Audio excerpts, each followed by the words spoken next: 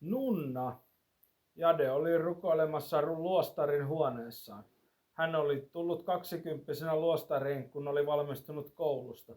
Hän oli opiskellut teologiaa, mutta elämä toi luostarille. Muutaman vuoden oltuaan hän oli kuitenkin alkanut väsymään rukousrituaaleihin. Hän muisteli, kuinka koulussa jotkut olivat juoneet alkoholia, mutta oli itse kieltäytynyt aina. Luostarissa istuessa hän tuumi, että saisiko hän alkoholista sittenkin erilaiset tunnelmat.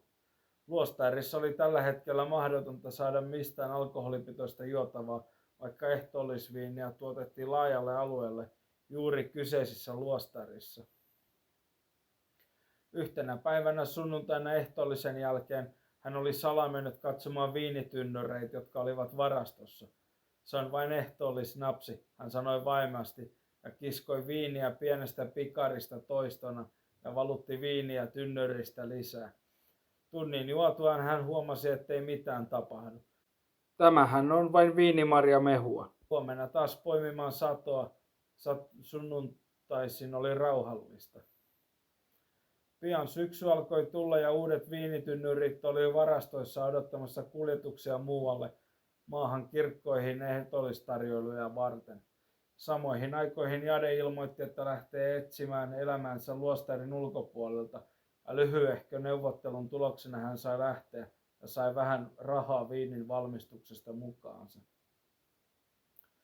Saatuaan kyydin lähimpään kaupunkiin hän meni ensimmäiseen baariin, minkä näki. Siellä hän ehdotti, että hän siirtyisi tiskin taakse töihin. Kerrottuaan taustansa, eikä heti onnistunut, niin matka seuraavaan alkoi. Pian hän löysi baarin, missä hänelle tarjottiin heti paikkaa ja vieläpä yöpaikka takahuoneessa.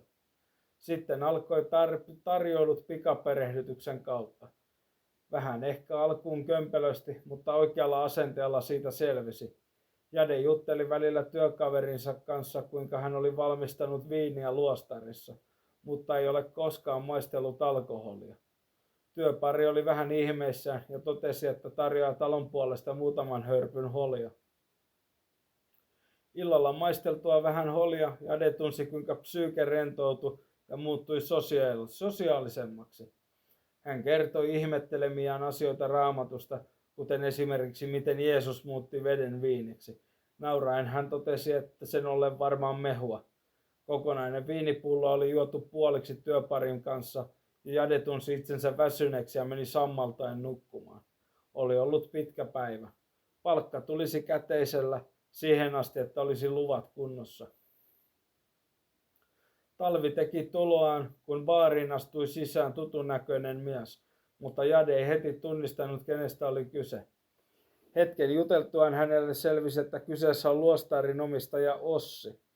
Hetken keskusteltua luostarin omistaja otti lasiputkilon taskusta ja laittoi siitä valkoista jauhetta tiskille tyhjässä baarissa. Ojensi rullalle pyöritetyn setelin ja sanoi, että kokeile ottaa tuosta nokkaan koksu.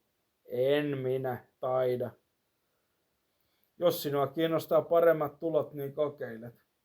Kokeile, niin kerron, mistä on kyse.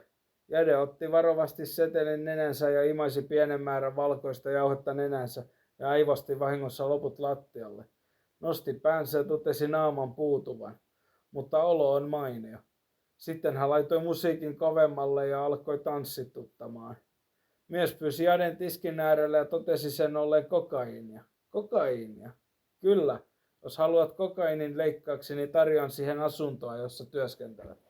Pesen kokainin rahoja luostarissa, hän kuiskasi.